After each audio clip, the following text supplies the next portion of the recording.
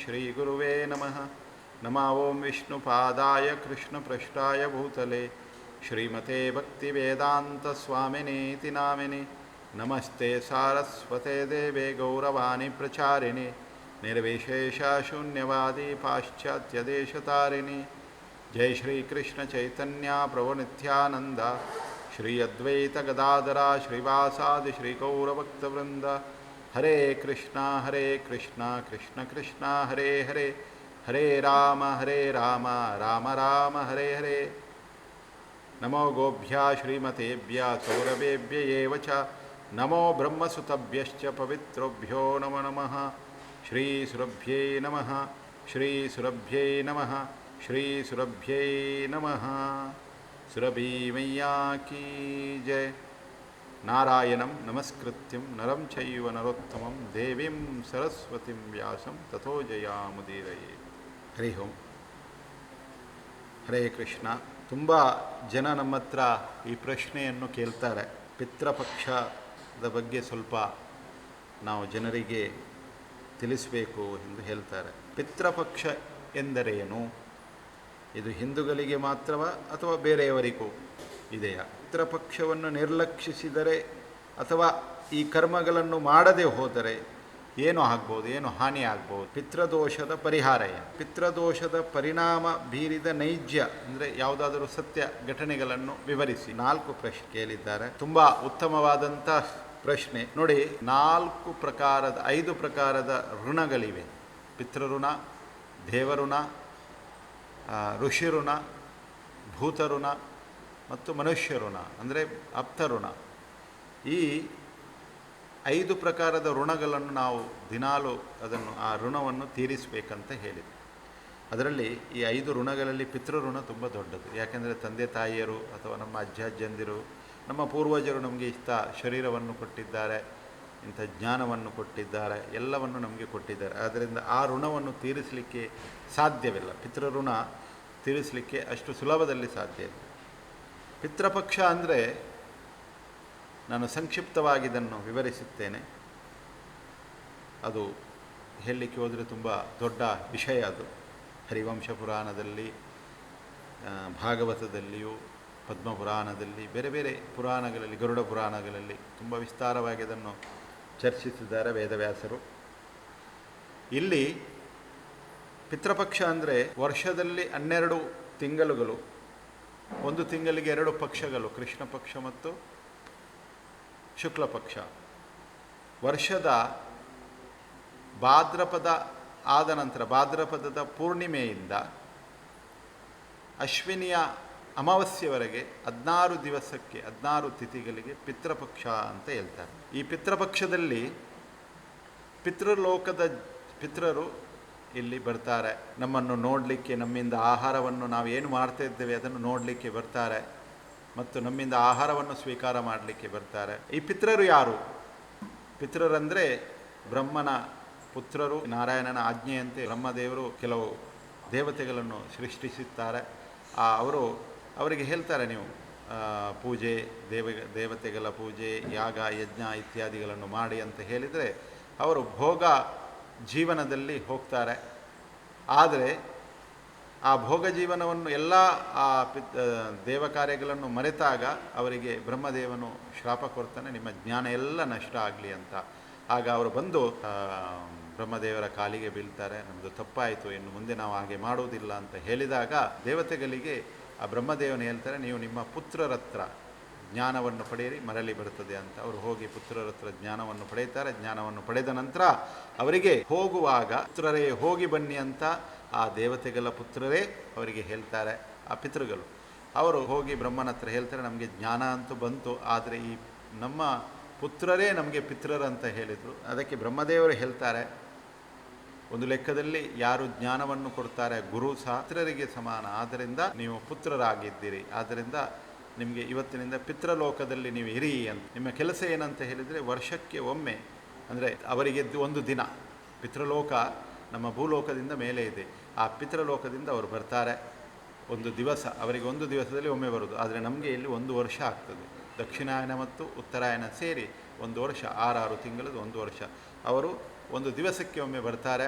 ಆ ಒಂದು ದಿವಸಕ್ಕೊಮ್ಮೆ ಬಂದಾಗ ಇಲ್ಲಿ ನಾವು ಆಹಾರವನ್ನು ಅವರಿಗೆ ಕೊಡಬೇಕು, ಪಿಂಡದಾನ ಮಾಡಬೇಕು, ತರ್ಪಣ ಮಾಡಬೇಕು, ಬ್ರಾಹ್ಮಣ ಭೋಜನ ಮಾಡಬೇಕು, ಗೋವು ಸೇವೆ ಮಾಡಬೇಕು, ಗೋದಾನ ಮಾಡಬೇಕು ಮತ್ತು ಭಾಗವತ ಪಾರಾಯಣ ಮಾಡಿಸಬೇಕು ಅಂತ ಹೇಳಿದೆ ಇಲ್ಲಿ. ಅದರಿಂದ ಅವರು ಒಂದು ವರ್ಷಕ್ಕೊಮ್ಮೆ ಇಲ್ಲಿ ಕೆಳಗಡೆ ಬಂದಾಗ ಆ ಪಿತೃಪಕ್ಷದಲ್ಲಿ ಅಂದರೆ ಮಹಾಲಯ ಅಂತ ಹೇಳ್ತೇವೆ, ಮಹಾಲಯ ಅಮಾವಾಸ್ಯ ಅಂತ ಹೇಳಿ ಆ ಸಮಯದಲ್ಲಿ ಲೋಕದ ಜನರು ಇಲ್ಲಿಗೆ ಬರ್ತಾರೆ. ಬಂದಾಗ ಆ ಪಕ್ಷಕ್ಕೆ ಪಿತೃಪಕ್ಷ ಅಂತ ಹೆಸರು.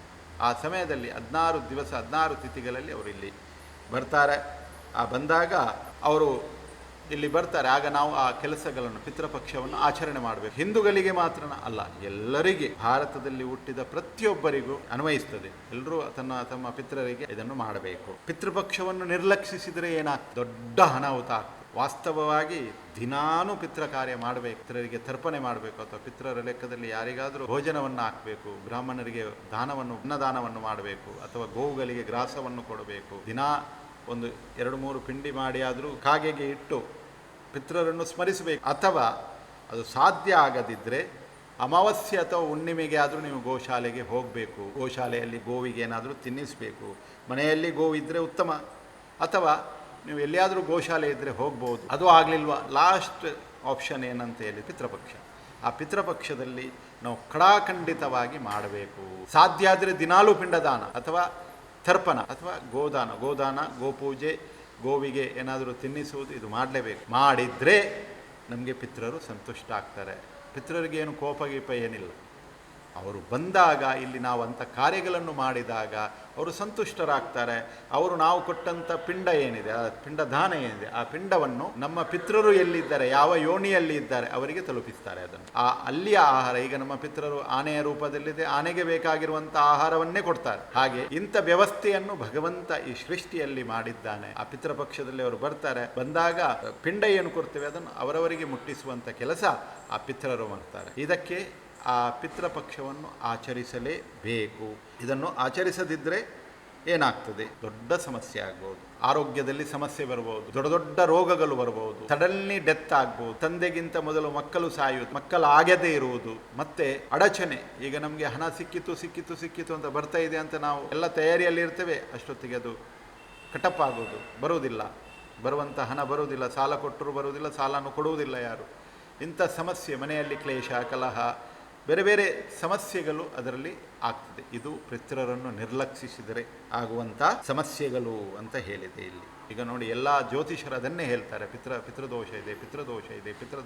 ಈ ಎಲ್ಲ ಕಾರಣ ನಾನು ಹೇಳಿದ್ದೇನಲ್ವಾ, ಪಿತೃ ಸಂತಾನ ಆಗುವುದಿಲ್ಲ, ಮದುವೆ ಕಟಪ್ ಆಗೋದು, ಮದುವೆ ಆಗದೇ ಇರುವುದು, ಮನಸ್ಸಲ್ಲಿ ಕ್ಲೇಶಗಳಿರುವುದು, ಮನಸ್ಸಲ್ಲಿ ತೊಂದರೆ ಬರ್ತಾ ಇರುವುದು, ಮನೆಯಲ್ಲಿ ಯಾವಾಗ ನೋಡಿದರೂ ಕ್ಲೇಶಗಳು, ಗಲಾಟೆಗಳು ಇರ್ತದೆ, ಕಲಹಗಳಿರ್ತದೆ, ಮತ್ತು ಸಂಪತ್ತು ಬಾರದೇ ಇರುವುದು, ಎಲ್ಲ ರೆಡಿ ಇದ್ದರೂ ಸಹ ಸಂಪತ್ತು ನಮಗೆ ಭೋಗಿಸಲಿಕ್ಕೆ ಆಗದಿರುವುದು, ಇಂಥದ್ದೆಲ್ಲ ಕಾರ್ಯಗಳು, ಮೃತ್ಯು ಆಗೋದು, ಇಂಥದ್ದೆಲ್ಲ ಅಕಾಲ ಮೃತ್ಯು ಆಗೋದು, ಇದೆಲ್ಲ ಪಿತೃದೋಷದ ಕಾರಣಗಳು. ಪರಿಹಾರ ಏನಂತಂದರೆ ಸಿಂಪಲ್, ಪಿತೃರು ತುಂಬ ದಯಾಳು. ಆ ಪಿತೃಪಕ್ಷದಲ್ಲಿ ಅಥವಾ ದಿನಾ ನಾವೊಂದು ಪಿಂಡದಾನ ಮಾಡಿದರೆ ಸಾಕು, ಅಥವಾ ಅವರ ಲೆಕ್ಕದಲ್ಲಿ ಏನಾದರೂ ಸತ್ಕರ್ಮಗಳನ್ನು, ಗೋದಾನ, ಗೋಪೂಜೆ, ಬ್ರಾಹ್ಮಣರಿಗೆ ಭೋಜನ, ಭಾಗವತ ಪಾರಾಯಣ ಮಾಡಿಸುವುದು, ಅಥವಾ ಸತ್ಕರ್ಮಗಳಿಗೆ ವಿನಿಯೋಗ ಮಾಡಿದರೆ ಆ ಹಣವನ್ನು ಅವರ ಹೆಸರಿನಲ್ಲಿ ಅದು ಅವರಿಗೆ ಸಲ್ತದೆ. ಶ್ರದ್ಧೆಯಿಂದ ಮಾಡಬೇಕಂತ, ಅದಕ್ಕೆ ಶ್ರಾದ್ದ ಅಂತ ಹೆಸರು. ಸಿಂಪಲ್. ಪರಿಹಾರ ಏನು ದೊಡ್ಡದು ಏನು ಮಾಡಲಿಕ್ಕೆ, ಅದು ಹೋಮ ಇದು ಹೋಮ ಏನು ಮಾಡಿ, ನಾವು ಶ್ರದ್ಧೆಯಿಂದ ಭಕ್ತಿಯಿಂದ ಆ ಪಿತೃರನ್ನು ಸ್ಮರಿಸಿ ಈ ಕಾರ್ಯಗಳನ್ನು ಮಾಡಿದರೆ ಸಾಕು. 5 ಕಾರ್ಯ. ಒಂದನೇದು, ನೀವು ಪಿತೃರಿಗೆ ತರ್ಪಣ ಮಾಡಬಹುದು, ಪಿಂಡದಾನ ಮಾಡಬಹುದು, ನೀವು ಮಾಡಲಿಕ್ಕಾಗದಿದ್ದರೂ ಬ್ರಾಹ್ಮಣರ ಕೈಯಲ್ಲಿ ಮಾಡಿಸ್ಬೋದು. ಇನ್ನೊಂದು, ಗೋದಾನ, ಗೋಪೂಜೆ, ಗೋವಿಗೆ ಗ್ರಾಸ ಕೊಡುವಂಥದ್ದು, ಬ್ರಾಹ್ಮಣರಿಗೆ ಭೋಜನ ಕೊಡುವಂಥ, ವೈಷ್ಣವರನ್ನು ಕರೆದವರಿಗೆ ಭೋಜನ ಕೊಡುವಂಥದ್ದು, ಅಥವಾ ವೈಷ್ಣವರ ಕೈಯಲ್ಲಿ ಭಾಗವತವನ್ನು ಪಾರಾಯಣ ಮಾಡಿಸುವುದು, ಭಗವದ್ಗೀತೆಯನ್ನು ಪಾರಾಯಣ ಮಾಡಿಸುವುದು. ಇದು ತುಂಬ ಸರಳವಾದಂಥ ಉಪಾಯ. ಆದರೆ ಒಂದು, ಇದಕ್ಕೆ ಸಾಲ ಮಾಡಬಾರ್ದಂತೆ, ನಮ್ಮ ಸ್ವಂತ ಹಣದಲ್ಲಿ ಮಾಡಬೇಕು. ಒಂದು ವೇಳೆ ಹಣ ಇಲ್ಲದಿದ್ದರೆ ನಾವು ಖಾಲಿ ಸ್ಮರಿಸಿ ಗೋವಿಗೆ ಒಂದು ಹುಲ್ಲು ಎಲ್ಲಿ ಕಟ್ಟು ಮಾಡಿ ತಂದರೂ ಅದು ಆಗ್ತದೆ. ನೈಜ ಘಟನೆ ಏನಾದರೂ ಇದೆಯಾ? ಪಿತೃಪಕ್ಷ ಆಚರಿಸಿದ ನಂತರ ಅದರ ಪರಿಣಾಮ ಬೀರಿದ ಘಟನೆ ಇದೆಯಾ? ತುಂಬ ಇದೆ, ಅನೇಕ ಇದೆ. ನಮ್ಮಲ್ಲೇ ಕೆಲವರು ಇದ್ದಾರೆ, ಅವರು ದಿನ ಅವರಿಗೆ ತುಂಬ ಕ್ಲೇಶ, ಹಣ ಬರ್ತಾ ಇಲ್ಲ, ಹಣ ಇದೆ ತುಂಬ ಬೇಕಾದಷ್ಟು, ಹಣ ಬರ್ತಾ ಇಲ್ಲ ಅಂತೆಲ್ಲ ಸಮಸ್ಯೆಗೆ ಅವರು ಇಂಥ ಕಾರ್ಯವನ್ನು ಮಾಡಿದ ನಂತರ ಆಚಾರ್ಯ ಗುರುಗಳ ಆದೇಶದಂತೆ ಅವರು ಮಾಡಲಿಕ್ಕೆ ಶುರು ಮಾಡಿದರು. ಒಂದು ಭಾಗವತದಲ್ಲಿ ನಾವು ಹೀಗೆ ಹೇಳಿದ್ದೇವೆ. ಹಾಗೆ ಹೇಳಿದಾಗ ಅವರು ಅದನ್ನು ಶುರು ಮಾಡಿದ ನಂತರ ಅದು ಒಳ್ಳೆಯ ಕೆಲಸಕ್ಕೆ, ಅವರಿಗೆ ಇನ್ನೂ ಒಳ್ಳೆಯ ರಿಸಲ್ಟ್ ಬರಲಿಕ್ಕೆ ಶುರುವಾಯಿತು. ಇನ್ನು ಏನೆಲ್ಲ ಸಮಸ್ಯೆ ಇತ್ತು ಅದು ಪರಿಹಾರ ಆಗಲಿಕ್ಕೆ ಉಂಟು. ಅದಕ್ಕಿಂತ ಮೊದಲು ಅವರು ತುಂಬ ಪೂಜೆ, ಯಾಗ, ಯಜ್ಞ ಎಲ್ಲವನ್ನು ಮಾಡಿದರು, ಆದರೆ ಅದು ಫಲಿಸಲಿಲ್ಲ. ಆದರೆ ಅವರು ಎಷ್ಟೋ ತನಕ ತನ್ನ ಪಿತೃರನ್ನು ಸಂತುಷ್ಟ ಮಾಡಿದ್ರು, ಅವರಿಗೆ ಈ ಸಮಸ್ಯೆ ಪರಿಹಾರ ಆಯಿತು. ನೀವು ಸಹ ಮಾಡಬಹುದು. ನಮ್ಮಲ್ಲಿ ಇದಕ್ಕೆ ಒಂದು ಉಪಾಯವನ್ನು ಮಾಡ್ತಾ ಇದ್ದೇವೆ ನೋಡಿ. ನಮ್ಮ ಹಿಂದೂಗಳಲ್ಲಿ ತುಂಬ ಜನರಲ್ಲಿ ಇಂಥ ಸಮಸ್ಯೆ ಇದೆ. ಹಿಂದೂ ಅಲ್ಲ, ಎಲ್ಲರಲ್ಲಿ ಈ ಸಮಸ್ಯೆ ಇದೆ.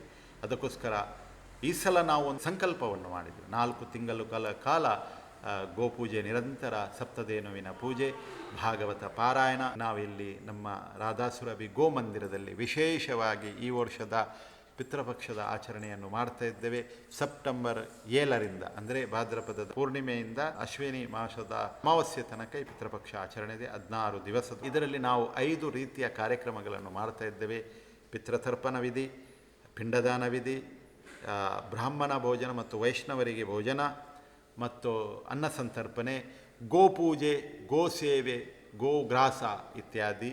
ಮತ್ತು ಅಖಂಡವಾಗಿ 16 ದಿವಸನೂ ಸುಮಾರು 11 ಬ್ರಾಹ್ಮಣರಿಂದ ನಿರಂತರ ಭಾಗವತ ಪಾರಾಯಣ, ವಿಷ್ಣು ಸಹಸ್ರನಾಮ ಪಾರಾಯಣ ಮತ್ತು ಗರುಡ ಪುರಾಣದ ಪಾರಾಯಣ. ತಾವೆಲ್ಲರೂ ಈ ಕಾರ್ಯಕ್ರಮದಲ್ಲಿ ಭಾಗವಹಿಸಬಹುದು. ಇದರ ಲಿಂಕನ್ನು ಕೆಳಗಡೆ ನಾವು ಕೊಟ್ಟಿದ್ದೇವೆ, ನಂಬರ್ ಇರ್ತದೆ, ಅದರಲ್ಲಿ ಫೋನ್ ಮಾಡಬಹುದು, ವಿಚಾರಣೆ ಮಾಡಬಹುದು ಏನೇನು ಕಾರ್ಯಕ್ರಮವಿದೆ. ನೀವು ಬಂದು ಇಲ್ಲಿ ನಿಲ್ಬೋದು. 15 ದಿವಸನೂ ಅಥವಾ 1 ದಿವಸನೂ ನಿಮ್ಮ ತಿಥಿ, ತಂದೆ ತಾಯಿಯೆಲ್ಲ ತಿಥಿ ಇದೆ, ಆ ತಿಥಿಯ ದಿವಸನೂ ಬಂದು ಇಲ್ಲಿ ಮಾಡಬಹುದು. ಅಥವಾ ವಿವರಣೆಗಳು ಏನಾದರೂ ಅದರ ಬಗ್ಗೆ ನಾವು ಮನೆಯಲ್ಲೇ ಇದ್ದು ಮಾಡಬಹುದಾ ಅಂಥದ್ದನ್ನು ನಾವು ಹೇಳಿಕೊಡ್ತೇವೆ. ಅದರ ಬಗ್ಗೆ ಇದರಲ್ಲಿ ವಿವರವಾಗಿ ನಾವು ಕೊಟ್ಟಿದ್ದೇವೆ. ದಯವಿಟ್ಟು ಎಲ್ಲರೂ ಪಿತೃಪಕ್ಷವನ್ನು ಆಚರಿಸಿ. ಯಾಕೆಂದರೆ ಪಿತೃಪಕ್ಷ ಆಚರಣೆ ಮಾಡಿದರೆ ನಾನು ಖಂಡಿತ ಹೇಳ್ತೇನೆ, ಧರ್ಮಾಧಾರಿತವಾದಂಥ ಮಾತು ಇದೆ. ಯಾರು ಪಿತೃರನ್ನು ಪೂಜಿಸ್ತಾ ಇಲ್ವಾ, ಪಿತೃರ ನೆನಪು ಮಾಡ್ತಾ ಇಲ್ವಾ, ಪಿತೃಪಕ್ಷ ಆಚರಣೆ ಮಾಡ್ತಾ ಇಲ್ವಾ, ಅಥವಾ ದಿನಾ ಪಿತೃರನ್ನು ಸ್ಮರಿಸಿದವರಿಗೆ ಅವರು ದೇವ ಕಾರ್ಯವನ್ನು ಮಾಡಿದರೂ, ಯಾವುದೇ ಯಜ್ಞ ಹೋಮ ಅಥವಾ ದೇವಸ್ಥಾನವನ್ನೇ ಕಟ್ಟಲಿ ಅಥವಾ ಎಷ್ಟೇ ದೊಡ್ಡ ಪುಣ್ಯ ಕಾರ್ಯಗಳನ್ನು ಮಾಡಲಿ, ಅದು ಅವರು ಸ್ವೀಕರಿಸುವುದಿಲ್ಲ ದೇವತೆಗಳು. ಯಾಕೆಂದರೆ ಪಿತೃರನ್ನು ಮರೆತಿದ್ದೀರಿ. ಪಿತೃರನ್ನು ಮರೆತು ನಾವು ಬೇರೆ ಕಾರ್ಯಗಳನ್ನು ಮಾಡಬಾರ್ದು. ಬೇರೆ ಕಾರ್ಯಗಳನ್ನು ಮಾಡದಿದ್ದರೂ ತೊಂದರೆ ಇಲ್ಲ, ಅದರಲ್ಲಿ ಮಾಡಿದರೆ ಪುಣ್ಯ ಇದೆ, ಮಾಡದಿದ್ದರೆ ಫಲ ಇಲ್ಲ. ಆದರೆ ಪಿತೃ ಕಾರ್ಯವಂತೂ ಮಾಡಿದರೆ ಪುಣ್ಯ ಇದೆ, ಮಾಡದಿದ್ದರೆ ಪಾಪ ಇದೆ. ಅದಕ್ಕೋಸ್ಕರ ತಾವೆಲ್ಲರೂ ಈ ಪಿತೃ ಕಾರ್ಯಕ್ರಮದಲ್ಲಿ ನಮ್ಮ ರಾಧಾಸುರಭಿ ಗೋಶಾಲೆಯಲ್ಲಿ ನಡೆಯುವಂಥ ತಾವೆಲ್ಲರೂ ಈ ಕಾರ್ಯಕ್ರಮದಲ್ಲಿ ಜಾಯ್ನ್ ಆಗಿ. ಏನಾದರೂ ಇನ್ನು ಹೆಚ್ಚಿನ ಮಾಹಿತಿ ಬೇಕಾದರೆ ಅದರಲ್ಲಿ ನಂಬರ್ ಕೊಟ್ಟಿದ್ದೇವೆ, ಆ ನಂಬರಲ್ಲಿ ನೀವು ಫೋನ್ ಮಾಡಿ ಕೇಳ್ಬೋದು. ನೀವು ಎಲ್ಲಿ ಯಾವ ದೇಶದ ಈ ವರ್ಲ್ಡಲ್ಲಿ ಎಲ್ಲಿ ಇದ್ದರೂ ಸಹ ಈ ಪಿತೃ ಕಾರ್ಯವನ್ನು ಮಾಡ್ಬೋದು. ಅಂಥ ಕಾರ್ಯಕ್ರಮವನ್ನು ನಾವು ಮಾಡ್ತಾ ಇದ್ದೇವೆ. ಆ ಕಾರ್ಯಕ್ರಮವನ್ನು ನೋಡುತ್ತಾ ನೀವು ಅದರಲ್ಲಿ ಜಾಯ್ನ್ ಆಗಿ ನಾವು ಯೂಟ್ಯೂಬ್ ಲೈವ್ ಮುಖಾಂತರ ಅದನ್ನು ತೋರಿಸಿ ನಿಮಗೆ ಆ ಪಿತೃಪಕ್ಷದಲ್ಲಿ ಹೇಗೆ ಮಾಡ್ಬೋದು ಅಂತ ಹೇಳ್ತೇವೆ. ಎಲ್ರಿಗೂ ವಂದನೆಗಳು. ಜೈ ಗೋಮಾತಾ, ಜೈ ಗೋಪಾಲ್.